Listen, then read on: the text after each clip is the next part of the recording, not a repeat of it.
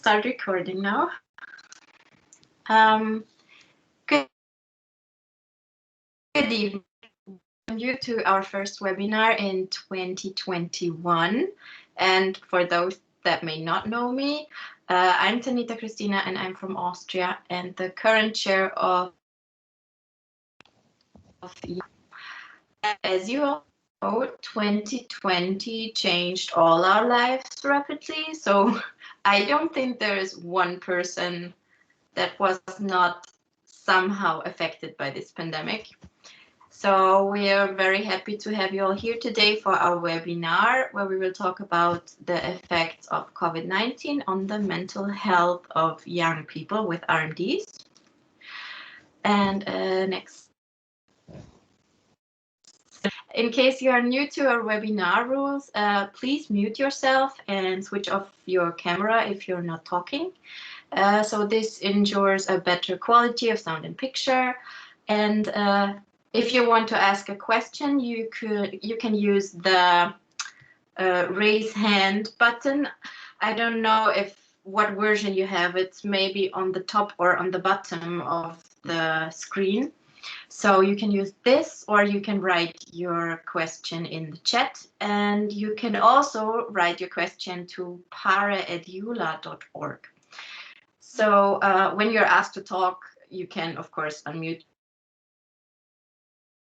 yourself, and I will mute myself as soon as I'm finished talking as well.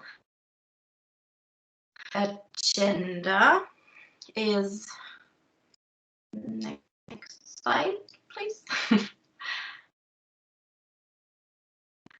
The agenda is as follows. Like, you may have already seen it in our social media.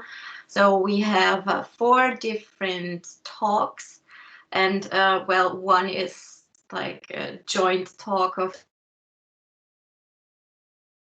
all members from us in different situations. That's the longest part, but it's 6 people.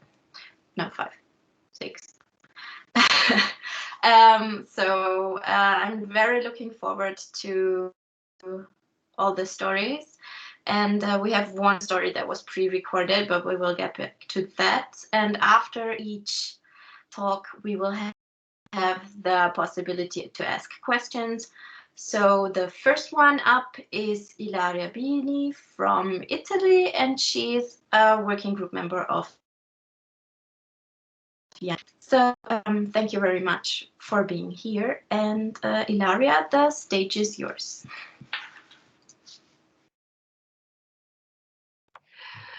Hi everyone, I'm so happy to be here and to talk with all of you of this topic. So let's start. Okay, I'm Ilaria Bini. I'm graduated in psychology and neurosciences, and I'm here to talk about how anxiety works and what we can do about it, not only as a professional, but as a chronic patient who has faced the acceptation pathway of her own disease, and as a person who suffered for years of panic attack. Freud used to say that to be a good psychologist, you must live the pain and pass him through it. So you have to work with yourself first, and then with the patient. In my case, the disease has been life-changing because it let me know the rheumatology word that I didn't know before, and gave me the reason to investigate the psychology of chronic illness that I keep studying so far. Next one. Okay. In the chronic illness, the anxiety is due to several narrations about death and the fragility of our body, unconsidered before. Now, the previous one. Okay.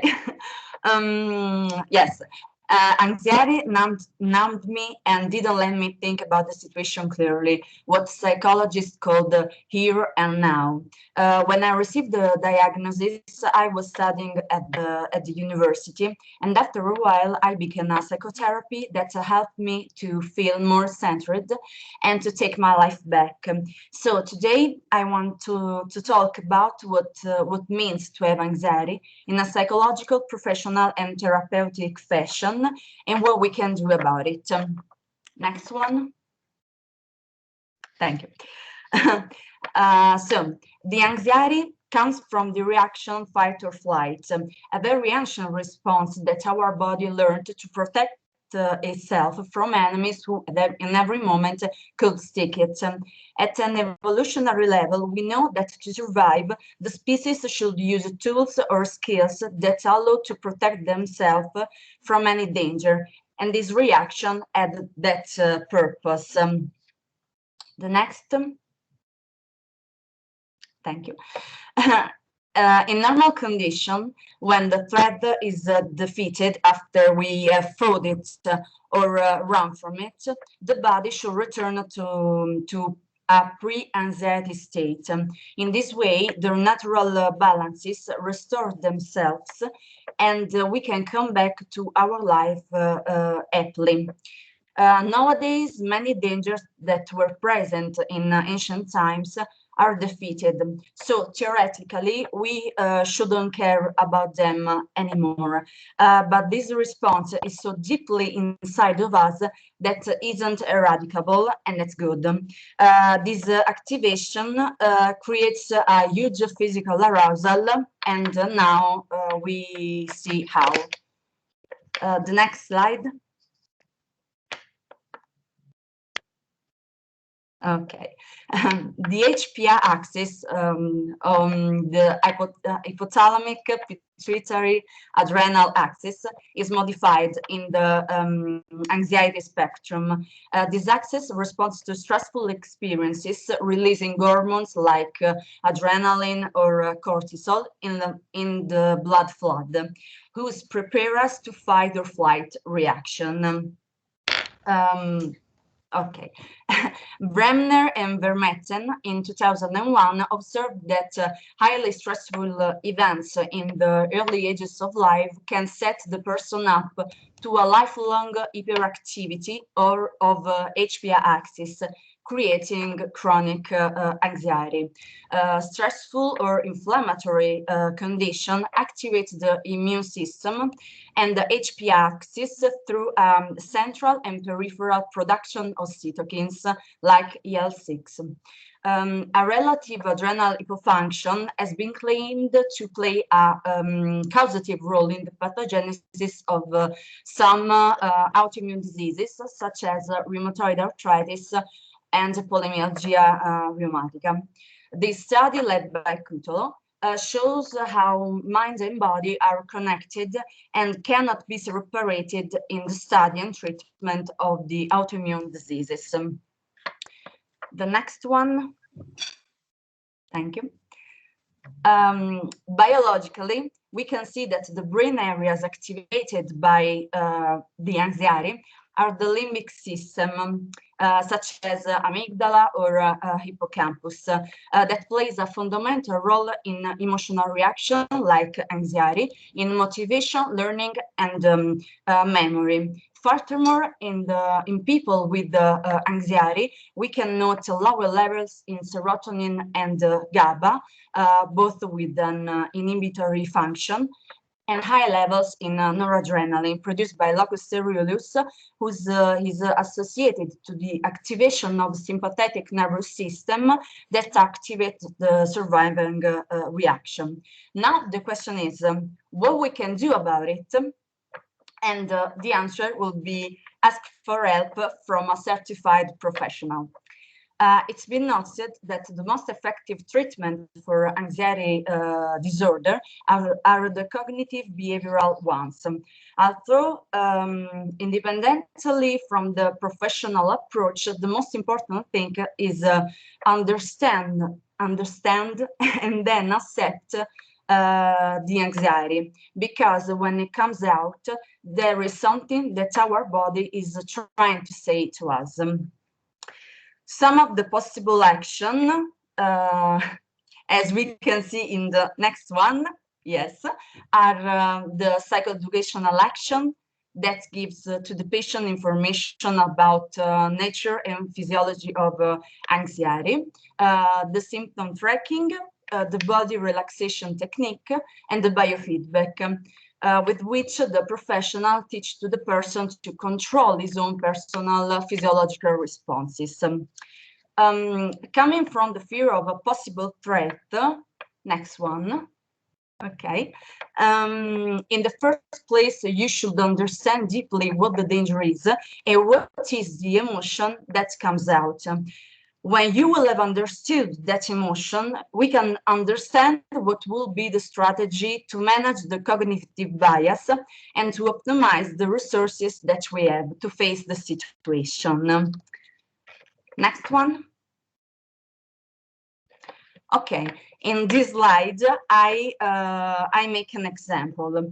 If a person has anxiety because of an oncoming test, we will figure what is the underneath narration out, and then we'll analyze the strategies to optimize the studying process, manage the available time properly, manage the panic attack when is it about to arrive without getting overwhelmed by it.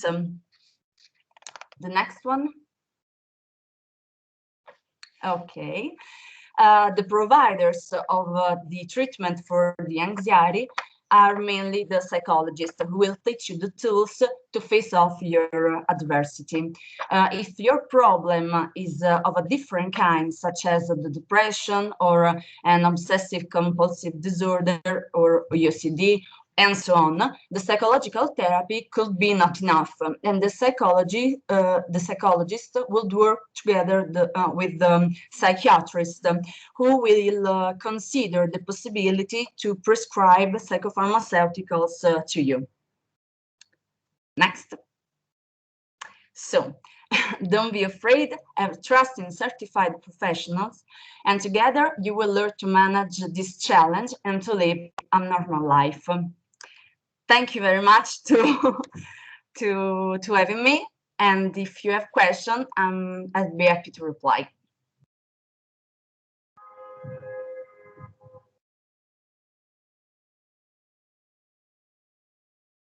Thank you very much, Ilaria. Are there any questions? So you can raise your hand or type it in the chat.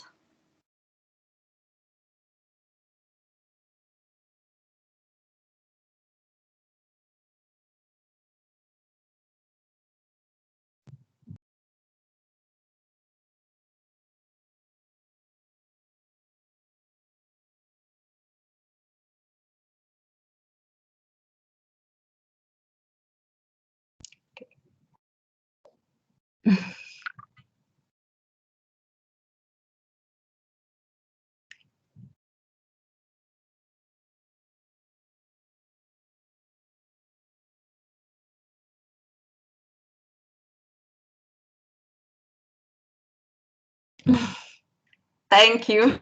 I'm reading into the comments. Thank you. Okay. Can I reply to the questions?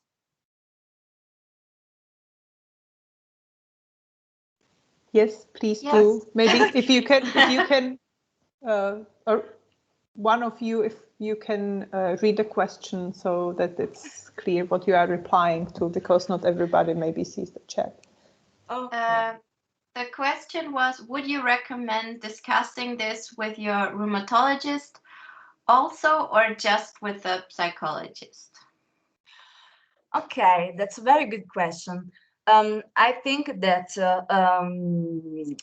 if you have a problem with the anxiety, you should talk before with your rheumatologist, and then he will advise you for some referral. So and then you will discuss with the psychologist. But there is some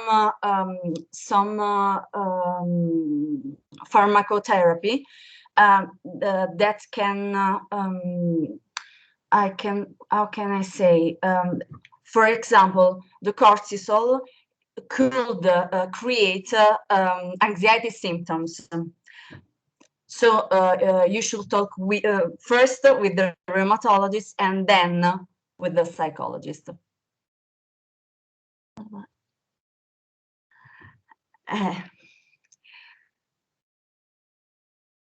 Should I read the question? Yeah. What about having access to psychologist support during the lockdown or shielding?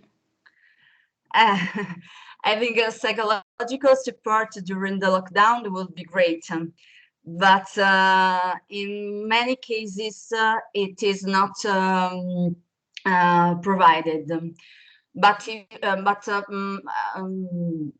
at this time, so many psychologists provides an online therapy. So if you are interested in making an conversation with a psychologist, you should choose an online therapy or online support.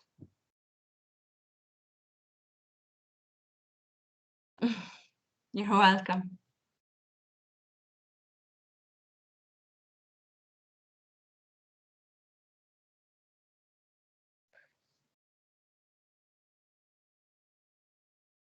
Okay, Ilari, I only have one question. Yeah.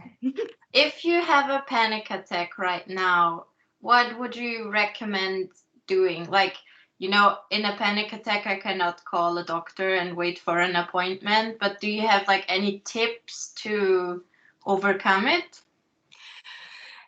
Yeah, the first thing is to recognize the symptoms. So many times when you have a panic attack, you think that you are having a heart attack because you have a problem with breathing, you have you feel like a rock on your chest, or maybe pain on your shoulders, and so on. So the first thing is trying to understand the symptoms of the panic attack. So recognize them, the first thing. Then, as I said before, the panic attack is a way that our body found to say something to us, like I don't know, I don't know, I am worried about an exam and a test, an upcoming test, or maybe I'm worried for a problem on work, and so on. So you should first symptom tracking, then you should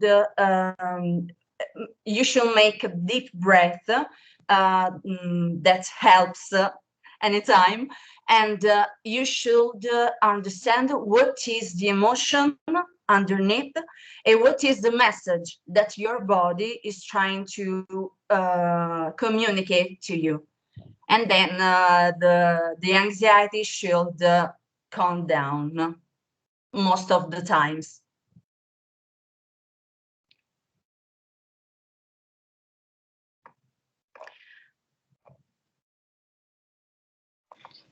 I'm just seeing there's one more question. Yeah. Is it better to use tranquilizers occasionally when one is stressed, or to treat the anxiety by taking medication designed for anxiety on a daily basis for a longer period of time? Okay. Let's say in this way, do you prefer taking a drug every time that you're stressed or have anxiety or have a problem of some sort, or to learn a technique or several techniques that help you to face that state for years, because we are talking of this. You can choose. You can choose. Sometimes you should use both things, because if you have in the anxiety, it's better the cognitive behavioral treatment. But if you have depression, and as I said before, if you have depression or an OCD and so on, the psychological treatment, it's not enough. In that case, the tranquilizers, antidepressant, and psychotherapy could help. Okay, thank you very much, Ilaria. Thank you. So I think it's time to go on. The next topic up is is mental health and studying with an RMD in the time of COVID-19. And talking will be Beth Dillon, also member of our Young PARE working group. Thank you very much, Beth, and please go on. Hi, so I'm Beth, and I'm going to have a bit of a talk about kind of studying, which is like a really, really big thing for a lot of young people with kind of RMDs and trying to balance this with like your mental health. Oh, could I have the next slide, please? So one of the things which I found really tricky about this throughout lockdown and things has been the fact that often what's overlooked is that when you move, say, to a different city to study or things, you move your entire life there. So things like your medical care and things like that are all kind of brought over to one place. But then when COVID hit, people were kind of like went home to families and things. And then like in the UK, we then got locked down, so we weren't able to go back up again. Which meant that you were, in my case, kind of 4.5 hours away from kind of any of like your medical care, including like your GP, who also does prescriptions.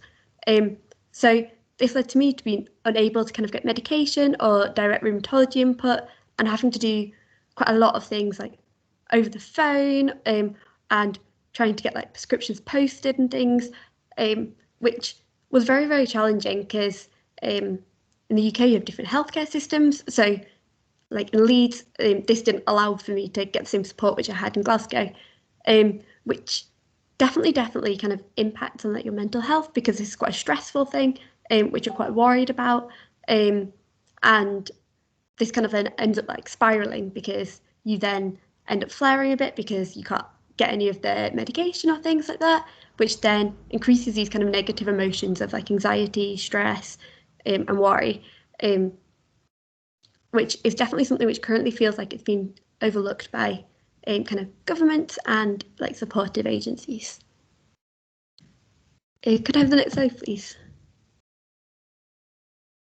So not having a routine, because most of people, as it's quite well known, is all kind of do online learning at the moment, which is a very, very different kettle of fish, and the challenges which it brings are completely different to the challenges that you would have got with in-person teaching with an RMD.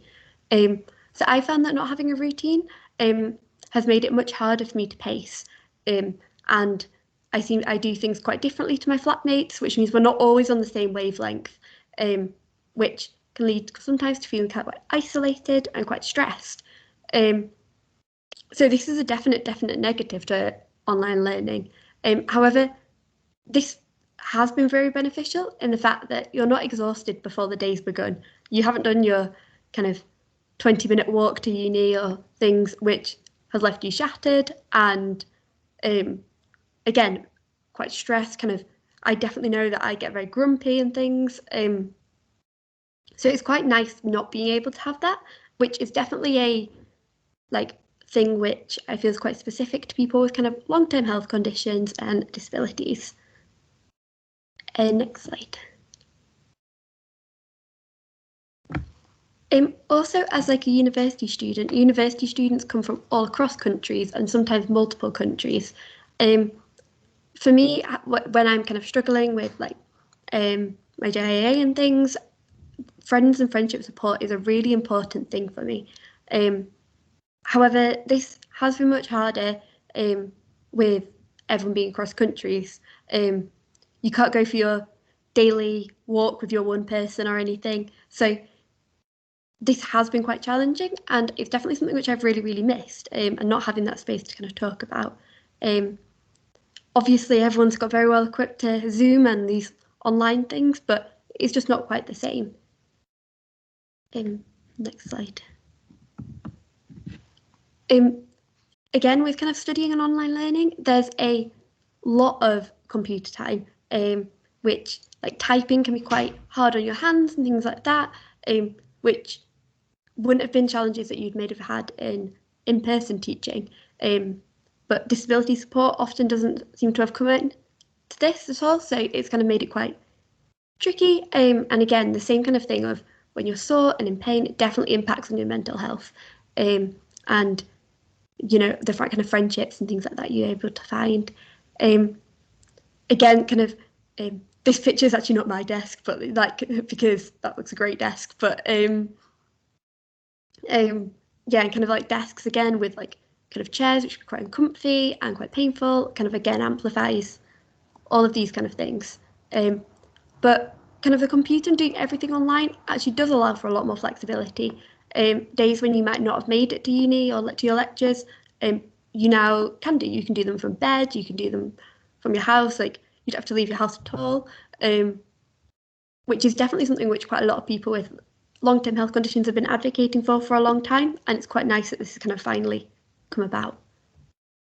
Next slide. Yeah, and you just kind of have to be just like a wee bit more careful than your peers. Quite a lot of people are quite worried about immunosuppressive medications and things like that, which is a stress which in our age group, quite a lot of people don't have, and quite a lot of people are not kind of classed in the clinically vulnerable situation. And kind of this also kind of, as well as peers being able to see peers, is also for quite a lot of practical courses, such as any healthcare related courses, education. You've then actually got to factor this into your considerations about things like placement, and having those conversations. And I definitely know that I feel quite like anxious or like worried before having these conversations, kind of thinking that like, oh, is people gonna like think less of me or things, which is kind of completely irrational, but definitely kind of COVID has impacted on this. I think that's the end of my slides. Yeah, I think it's Joanna up next.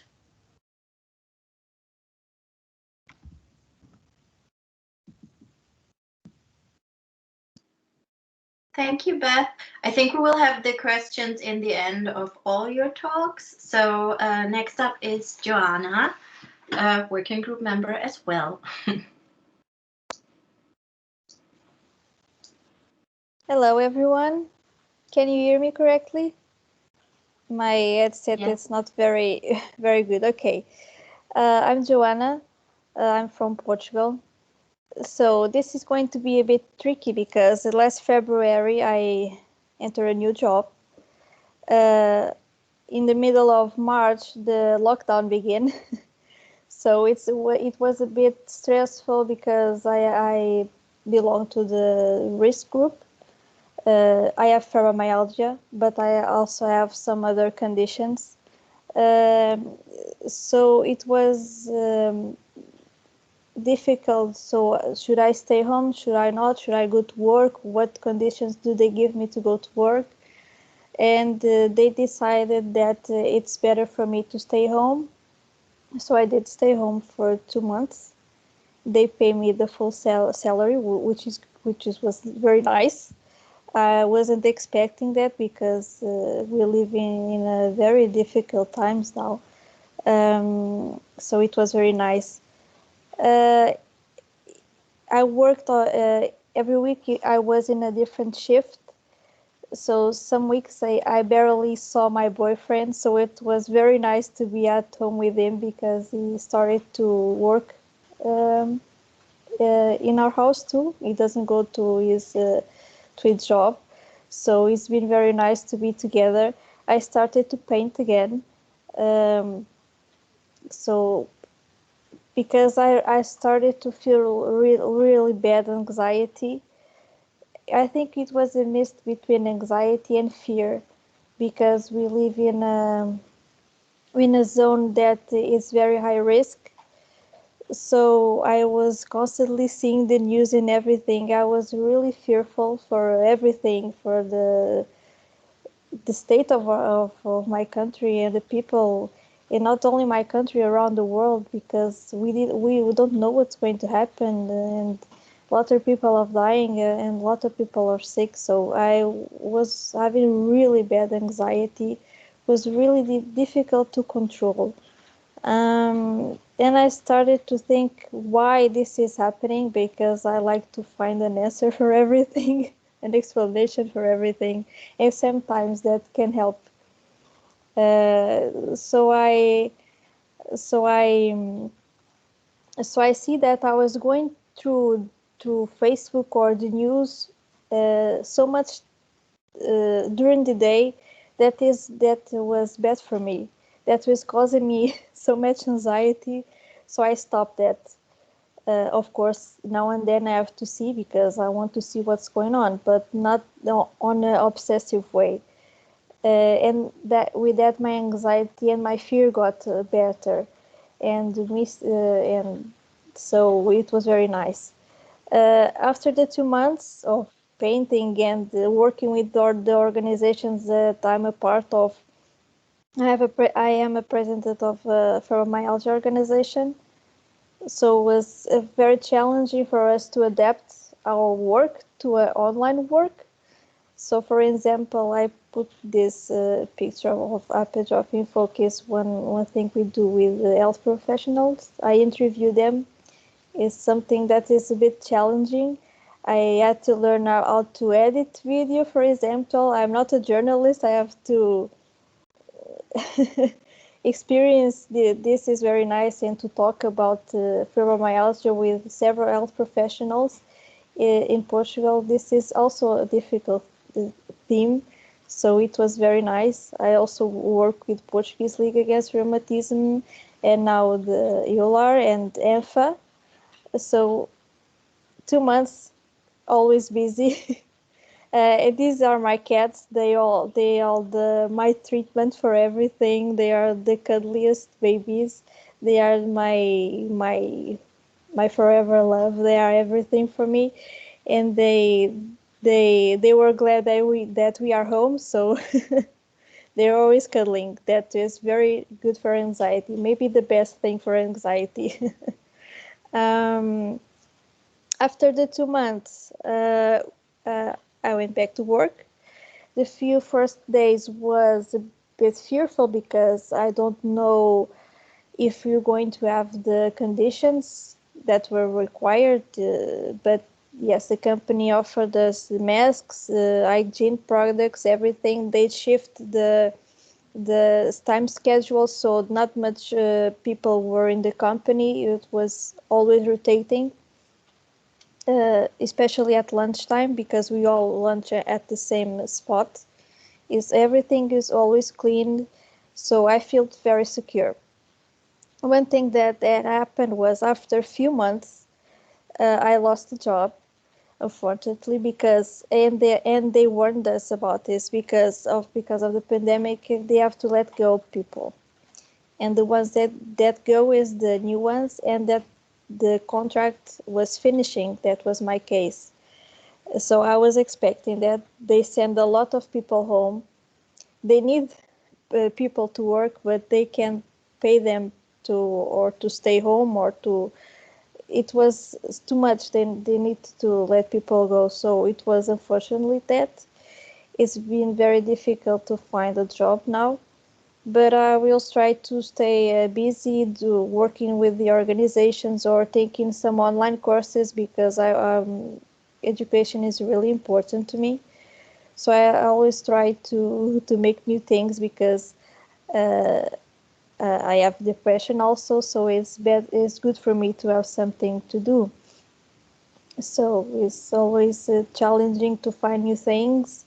Now, for example, I'm exploring a new thing because my boyfriend has a 3D printer and he likes certain movie characters, so I like to paint, so I'm painting some movie characters for him.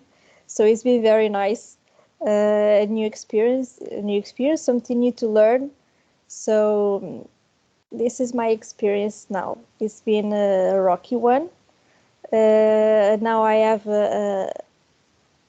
I'm trying to take a new course now, always trying to find a job, always trying to find new things to do, but it's really is getting very difficult here in Portugal. We are, I think, in our worst times now because of COVID, and the anxiety and the fear is trying to build up again. So let's see if I can manage to stay away again from the news and trying to do something that I like and to give me pleasure and to distance myself of that fear of and that anxiety. So let's see. It's a work in progress. Thank you very much to everyone and stay safe. Thank you, Joanna. So if you have questions for her, you can write them in the chat and we will talk afterwards. And now next up is Claudia, working group member as well. And she was actually traveling while COVID-19 was starting to get real and the lockdown started. So Claudia, please tell us your story. Yes, so my name is Claudia and I'm Polish, but I currently also live in Portugal. I've been a member of Young PARE since 3 years, and 5 years ago I was diagnosed with lupus. So I have a story how I came from paradise practically straight into the quarantine. Next slide. So 2020, like probably for all of us, started with new resolutions, fresh start, big plans, and for me, the plans were to stop all my projects and work for some time and to go travel. So I decided to go next to Morocco, Canary Islands, and to Brazil, where I almost got stuck actually. Next.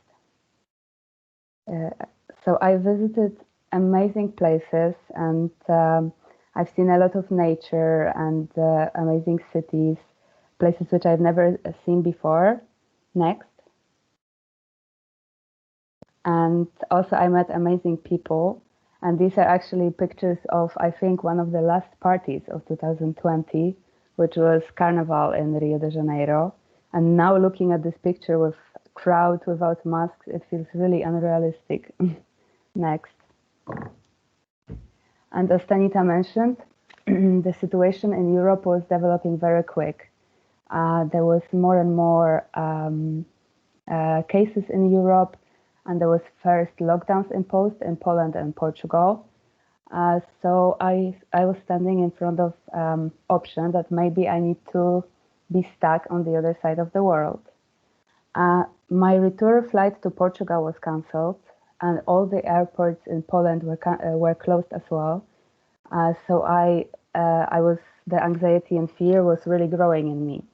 At the same time, I was a little bit scared of how I will manage my condition because the drug hydroxychloroquine started being famous at that time, and it was already lacking in Poland, in Portugal, in Germany in pharmacies.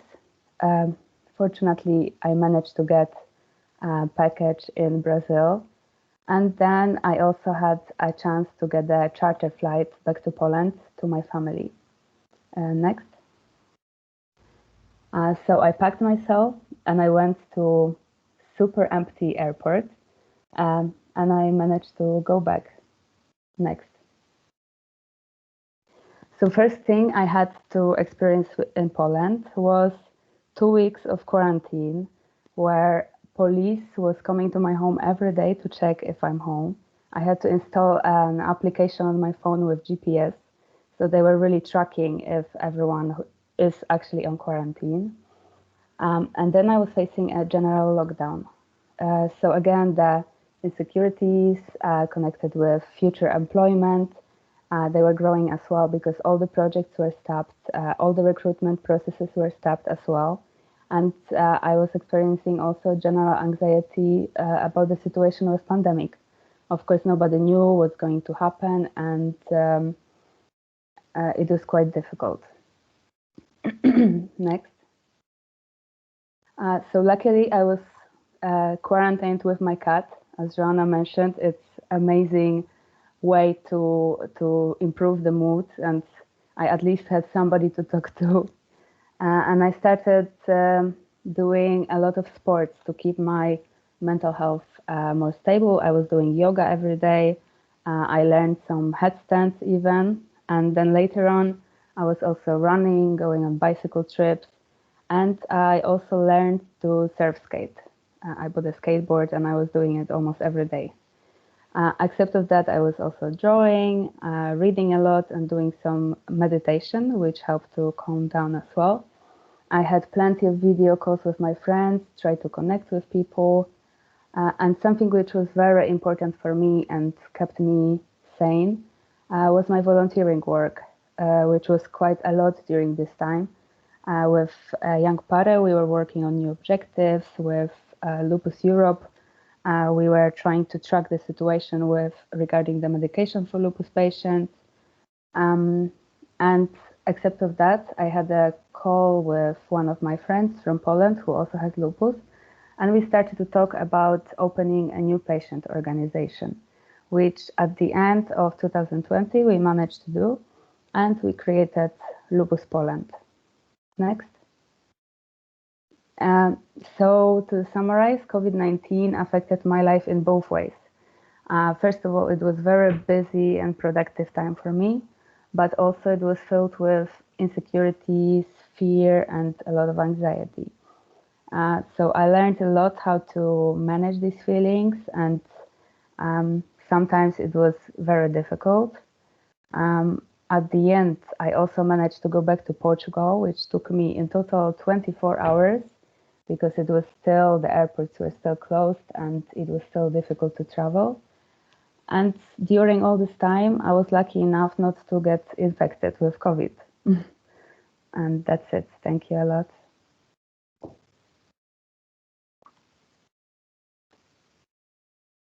Thank you, Claudia. So I think next up is Zainab. Yeah. And she works in the care sector and will tell her story about how she could not do a lockdown at home. Hi, can you hear me? So Yes. yeah, okay. So I'm Zainab from the UK. So I work in the care sector. So in the home care sector. So just a little bit about home care. So we care for the people that are vulnerable in their own homes. And when COVID hit, it became very tricky, and obviously myself and everyone else panicked. I was obviously really worried, knowing that I'm immunosuppressed and with the kind of medication that we take and my own health conditions, which obviously didn't help my mental health, and anxiety hit and everything. But at the end of the day, we're still caring for people, and that's what we have to do. So we have to still put ourselves at risk and go out and carry on. So if we can go on to the next slide.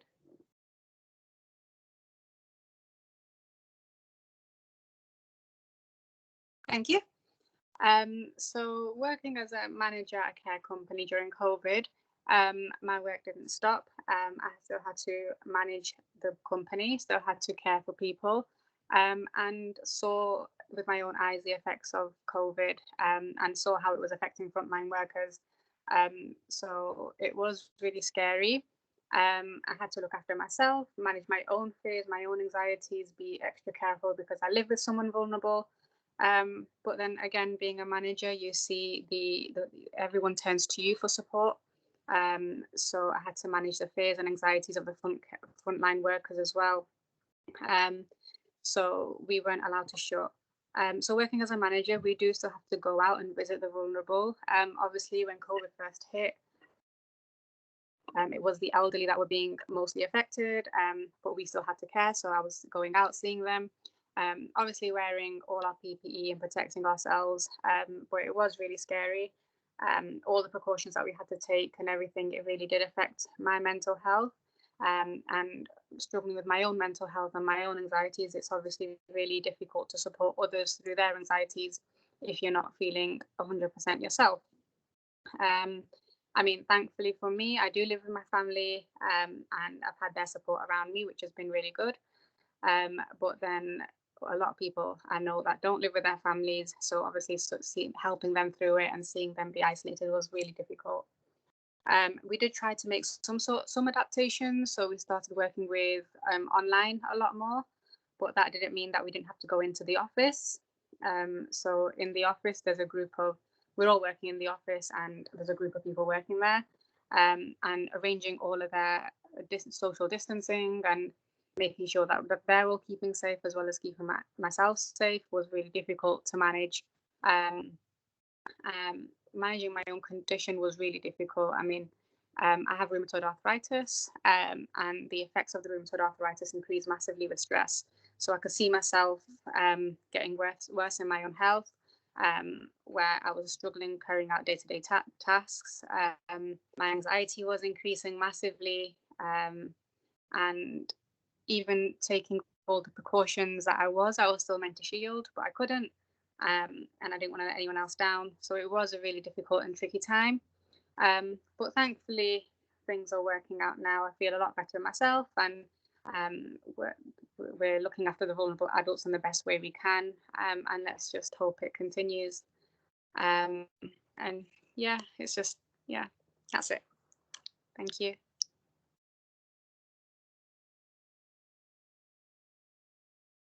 Thank you very much.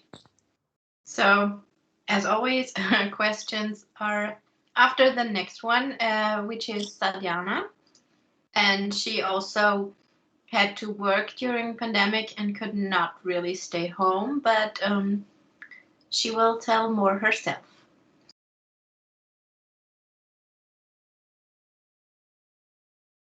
Good evening, everybody. I'm Sadiana, and I'm coming from Zagreb, Croatia. And I will use this opportunity to tell you my story and adapting process to pandemic. Next slide, please. Thank you. So I'm working as a sales and product manager of laboratory equipment, and that means that I'm traveling a lot. 3 or 4 days per week. I'm spending in different parts of country. Have a lot of meetings with my customers, congresses, some presentations, seminars, and so on. Also, I was traveling a lot abroad for trainings for myself, and I really loved my job, and I'm loving it still, but COVID helped me to understand it in different ways.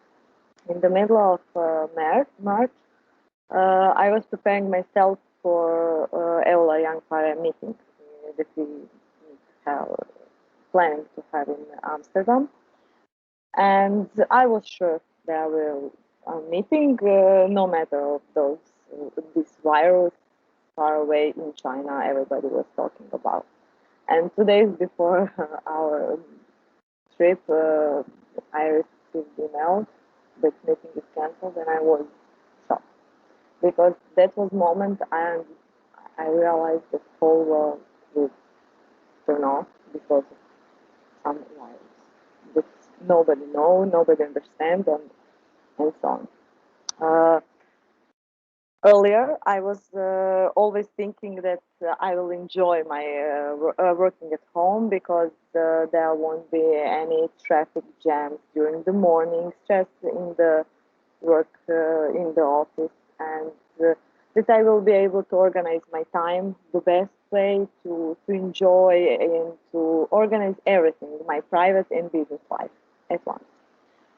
So, thanks to COVID, I had the opportunity to test myself and I failed.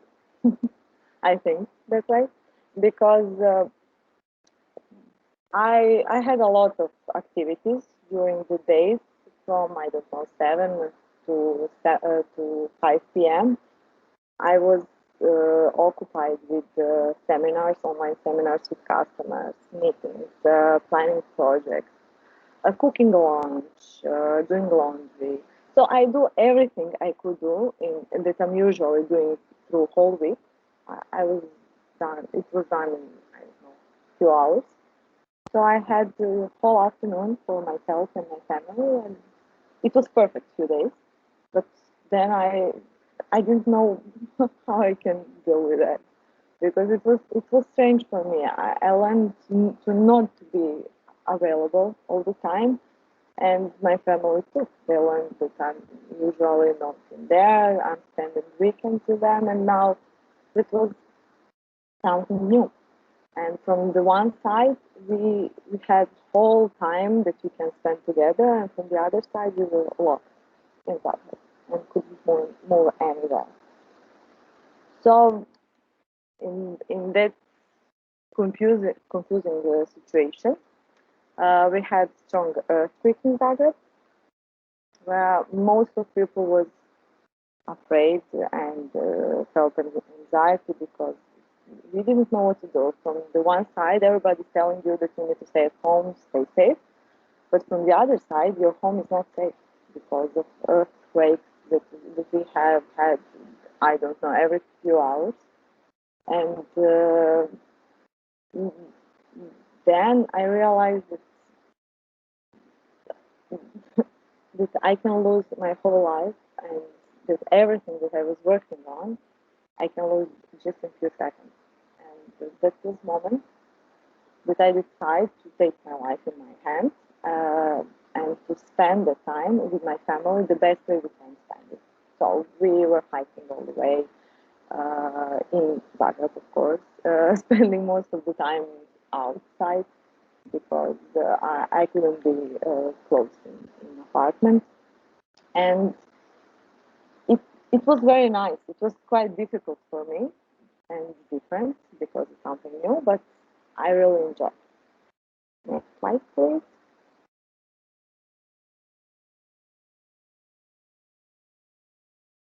Okay, then in the middle of May, the government moved borders between cities. And I have had my first trip to a small town 80 kilometers from Zagreb. And it's nothing special, but I was so happy. I felt so free and relieved because finally they moved those borders in my head and around us. And from the other side, I have had meetings in person, face to face. So it was completely different.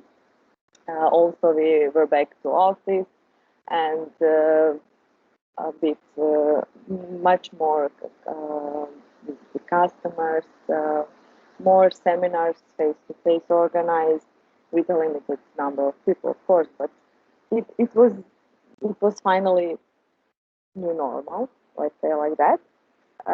And I really was happy. It was from the one side it was strange because you need to to keep distance with people you are close with, but and also have wear mask all day long. But it was nice to be with other people. I'm definitely not a person for homework and working at home, so I understood that in this pandemic situation. Also, I was spending a lot of time with my family. Every 3 seconds, we were enjoying traveling all around, hiking, I was reading books, and it was really nice. I'm happy now because I'm learned the most important lesson in my life, and I understood what is important for me, and I organized my priorities in life, and now it's much easier to work. Right now, I'm also on the trip and on the other country side, on the other side of country, the part of my family, but we are happy this way, really, definitely. Next slide, please. And I have only one wish for the future for all of us, and that is to never forget all those important things that we learned during the pandemic, and to keep that in mind all the time, and to be safe, stay safe, and to have much more face-to-face meetings in life, and less those online. So, thank you.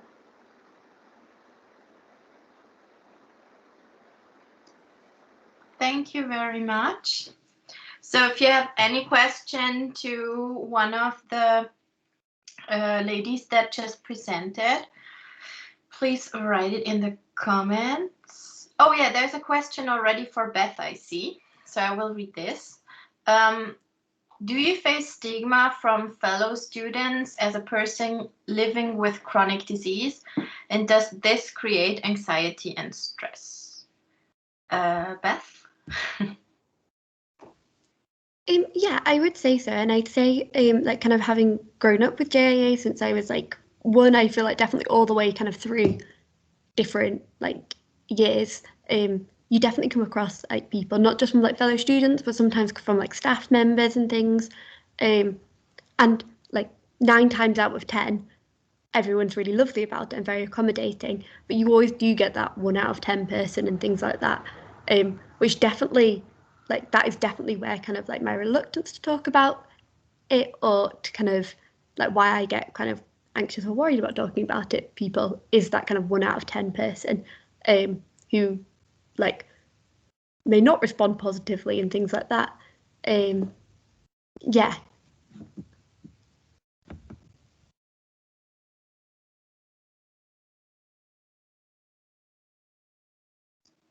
Thank you.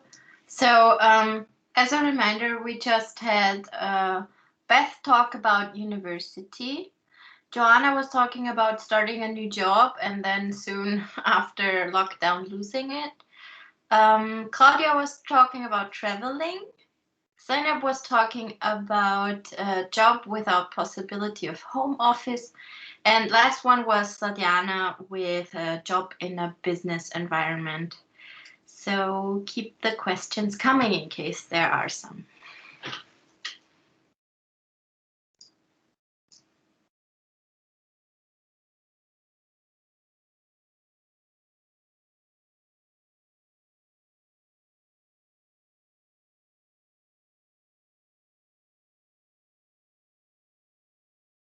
I'm just seeing that somebody's typing, but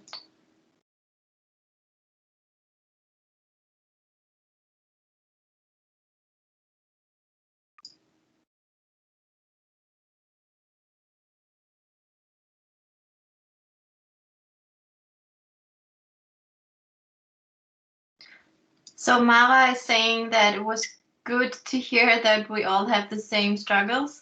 Yeah, I know what she means with that. Like good, not in good that you have struggles, but that, like feeling understood and not alone.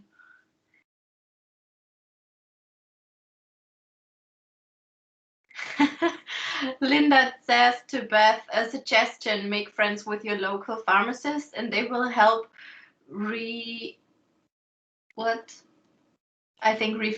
your medication and other advice. Yeah, that's actually, that would be nice to have personal. Yeah, I'm very attached to our local pharmacist. I'm like, Vicky, I love you. Yeah, it's also like our pharmacy also knows me by name right now already.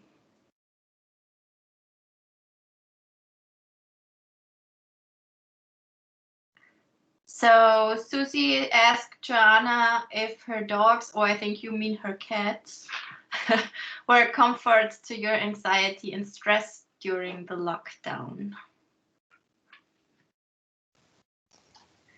Hi, Susie. Yes, of course, they are the main thing for for anxiety, for every type of anxiety, for everything. I think it's cats, dogs, whatever. If you have an animal, I think it's very important for gives that love, that comfort. So I think they have an important role here in our house. Thank you.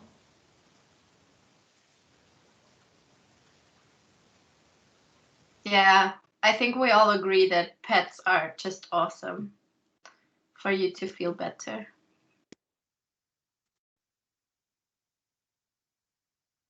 What's happening to the presentation? I'm sorry, it's for the next presentation because there we need the sound. So in the meantime, I did the switch to sound. Sorry. Okay, yeah, Everything no problem. is I was okay. just confused what's happening sorry. with our call.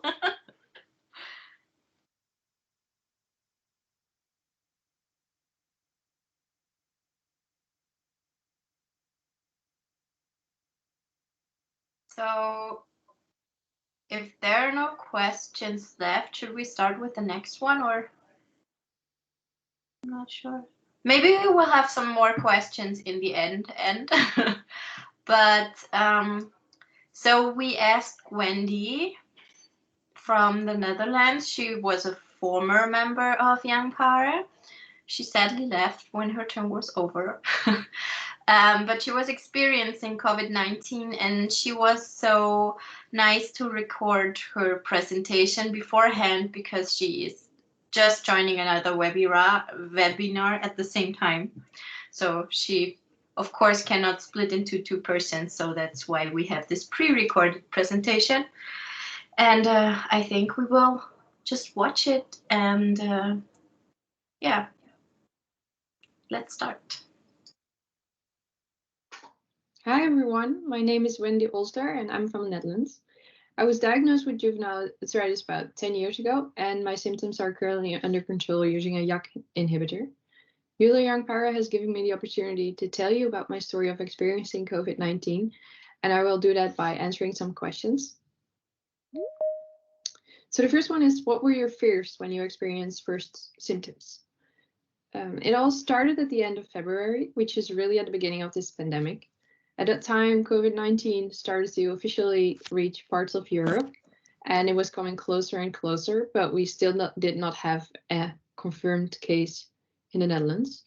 I was just going out with my friends, celebrating Carnival in Brabant, which is a big event with thousands of people, and not being aware of anything at that point. Around 2 weeks later, a little bit less, I started experiencing the first symptoms. I had pain in my throat, was coughing, and also had a fever from around 38.5 degrees. My boyfriend had the same symptoms, but he felt better after a couple of days. My symptoms did not disappear, and after 2 weeks, I decided to call my GP to check if he could help me out. I was feeling scared and was reading horror stories about people experiencing COVID-19. I wanted to know if I was experiencing it or if I was experiencing something else. Unfortunately, the care in the Netherlands was not arranged well at that point yet. COVID-19 just happened and tests were scarce, and they were just not prepared for anything that was happening with this COVID-19 scenario. My GP and also my rheumatologist told me that I basically had to feel so sick that I could not get any breath anymore before they could do anything or get me a COVID-19 test. I was scared, not knowing what was happening, and I was also angry at my GP for not doing anything or helping me out. I was always told that having fever with my medication is a problem and you are at risk of infections. So it frustrated me that now I was experiencing it, they could not do anything about it. It was a situation where I was feeling really sick, had fever. I was laying on the couch all day, but yet I was not sick enough for doctors to really care. It was really difficult and uncertain time, although I try to be optimistic. there was always this possibility in my head of my symptoms getting worse and not knowing what will happen or when I will get better or if I even experience COVID-19. So it was an uncertain time. How long did it affect you sick in bed, and how long did you still have problems in your daily life? So in the end, I think I felt sick and had fever for around 3 months, which is a really long time if I think about it now. By the time my symptoms were getting less, they also arranged the testing system in the Netherlands a bit better, and I could finally get a COVID test. The months after this, I still experienced light symptoms. For example, I did not have my smell and taste back, and I also had little flare-ups when I did too much, or which was different from the arthritis flare-ups. It was feeling different. What would have been helpful to you mental-wise, and what would you want to say to someone experiencing COVID-19? So for me, it would have helped if the situation was more certain, and I would have known from the start what was going on. Fortunately, a little bit more is known now about COVID-19, and at least you can get a test a lot faster in most countries than in the beginning of the pandemic when I was experiencing it. For people experiencing COVID-19, I just want to say that you have to be patient and things will get better. My patience was really tested, and it took a very long time before I got better, and it's just extremely frustrating if things are not getting better soon and you can not do anything about it. So my professor told me that my health should always be my #1 priority, and I think that's a thing to keep in mind. You have to allow yourself the time to get better. Even when it takes up to several months, you should not force it and listen to your body. So how do you feel now?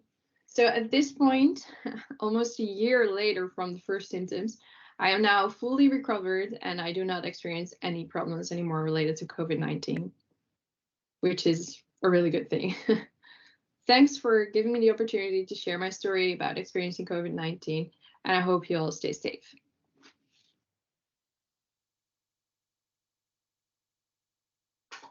Hi everyone, my name is... So thank you again goes out to Wendy for sending us this pre-recorded presentation of our questions. And as you could see, it was emotional, and I'm very thankful for her for sharing this. So to go on, COVID-19 doesn't only affect young adults, it also affects children with RMDs, of course, as well. And we have a mother of a child with an RMD here, and her name is Anna, and she is from Portugal. And we'll talk about the experience of her daughter. Thank you for being here and agreeing to talk to us. Okay, thank you. Hi, everyone. I would like to start to thank you for inviting me for this webinar. It's a privilege to spread a positive message for other families. As already told, I'm Ana Paz. I'm 48 years old, married, and a proud mother of twins of 10 years old, named Diana and Eva. I'm a president of ANDAI, that is the National Association of Children with RMDs, and my motivation to do this voluntary work was my child with the JIA since 14 months. So I would like to say to you that the last 10 months, it was not easy.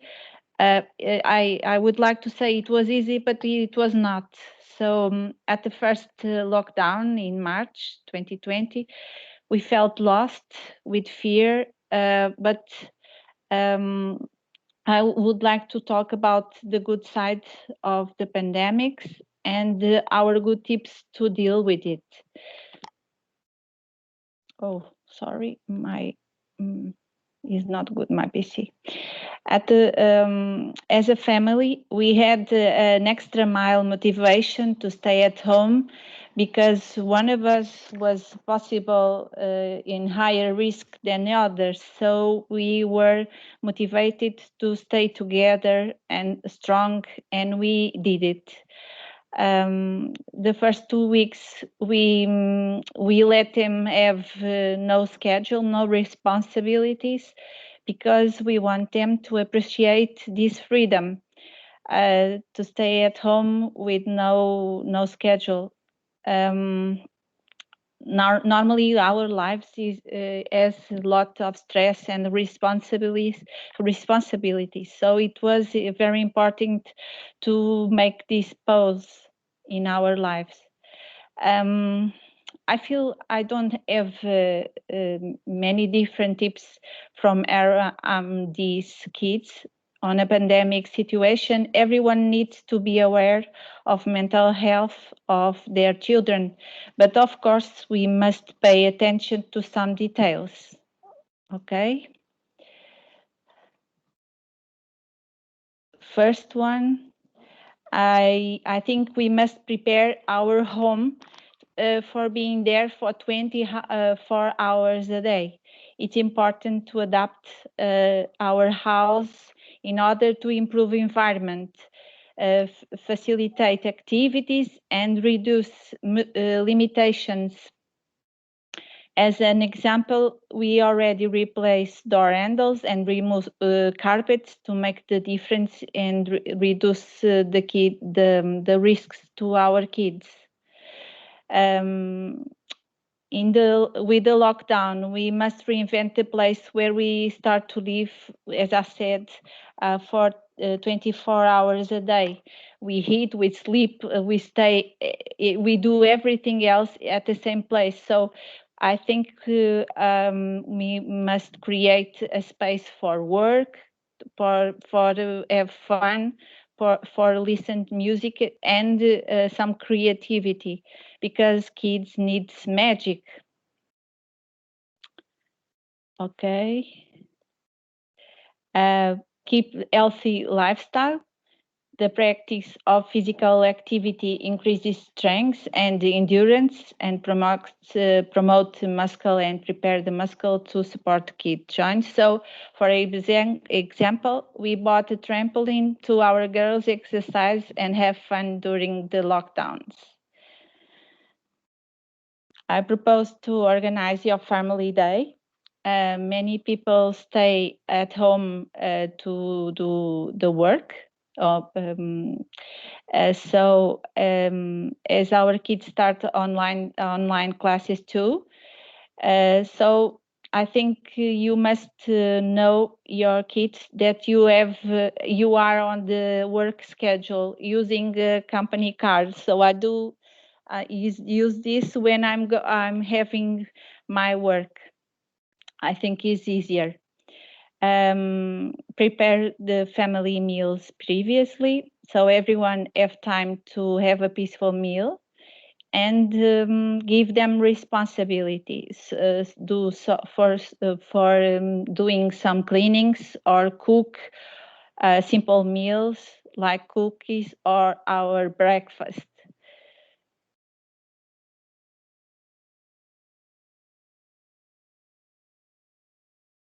Okay.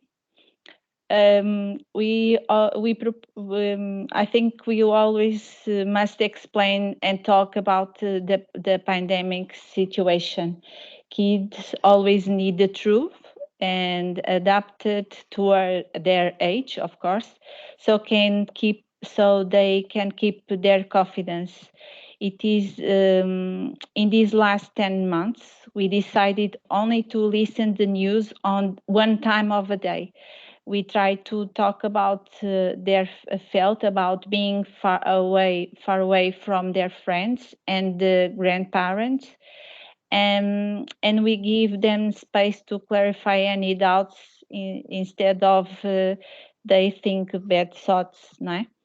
We try to work their confidence when they must go outdoor by explaining how can they be protected. Many parents said that their kids was afraid to go outside because they were too long time closed at home. So I think we must prepare our children to go outside, to go to school, everything else.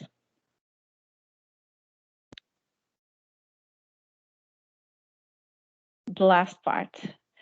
I think most of all, we must spread the positive and energy and keep the faith.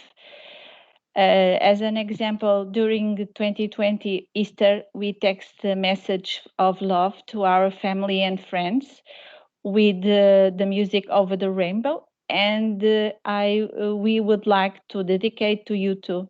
Always look at the bright side of life.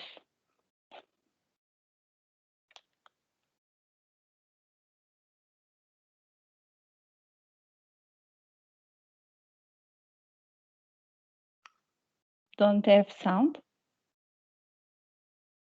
No.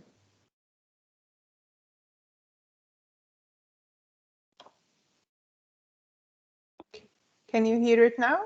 No. No.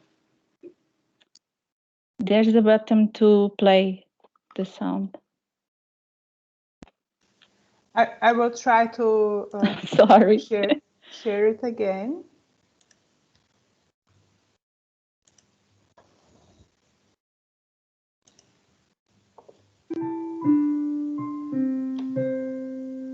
Can you hear it now? Yes. Yes. But the image is Yeah.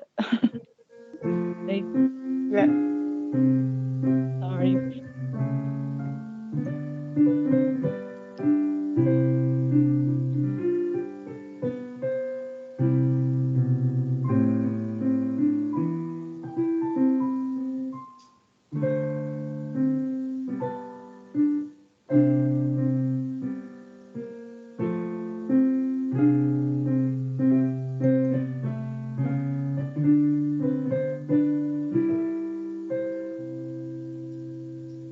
Páscoa feliz.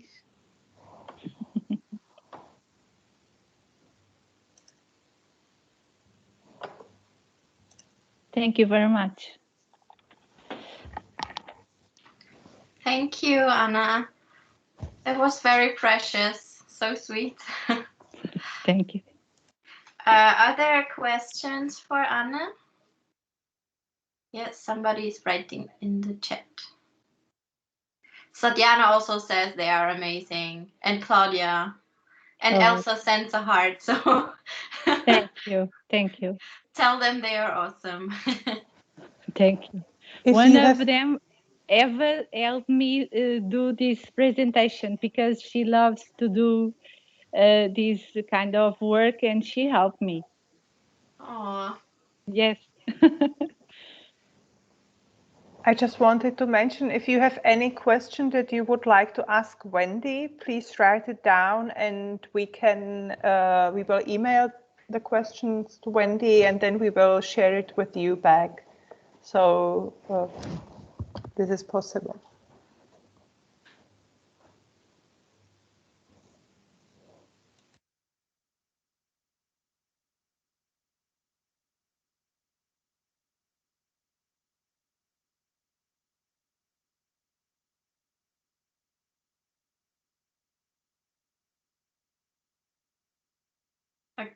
Okay. So it seems like there are not really questions left. Oh, there is one. How did you... What? How did you as parents manage the anxiety? I forgot to say, but in the mornings we start to do yoga in family, and sometimes when we felt stressed and with anxiety, we called to psychologists to help, to talk with our Diana, especially because she needs to talk a lot and with friends, and she felt anxious because of that. So psychology help us to lead with it, and lots of exercise. So we bought the trampolines, so help they do exercise. Anna, were your children were to about not being able to go to school now? No, they already come to school in October. They moved to another grade, a different grade. So they move from different to a different school. Sorry, my English. So they began in a new place, but they love the meeting new friends, and how can I explain?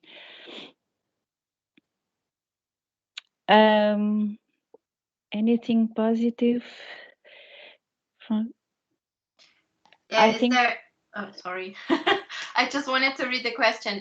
Is there anything Okay. positive that came out from this experience that you want to share with us? Yes, I think the most positive was to live in family, because I work in Lisbon. I live in Sintra. I work in Lisbon, so I stay all day away from my home and from my children. And here I can stay with them, talk a lot, play, and live in real in real family together. You know. What about your own anxiety as a mother of child that could be at risk? And as I told, at the first we were very afraid, so we even don't go out of at home. We bought the everything online, and they come bring us at home. Then we were learning that they are not so at risk, and we are not so stressed. But I think all the positive thing, all the positive feelings that always have helped us in family and get together. All get together. It was very good. Yeah, it seemed like you managed pretty good, I think. I also like the children helping with household tasks and having a plan. I think that really helps. I mean, it also helps our like ourselves as grown-ups. I also needed to make myself a day plan to not be lazy and do nothing. Yeah. Yes. Yeah. So thank you everybody for joining. If there are no questions left, I think we can stop the official recording now. And we would like to offer you, only if you want to hang around a little bit, like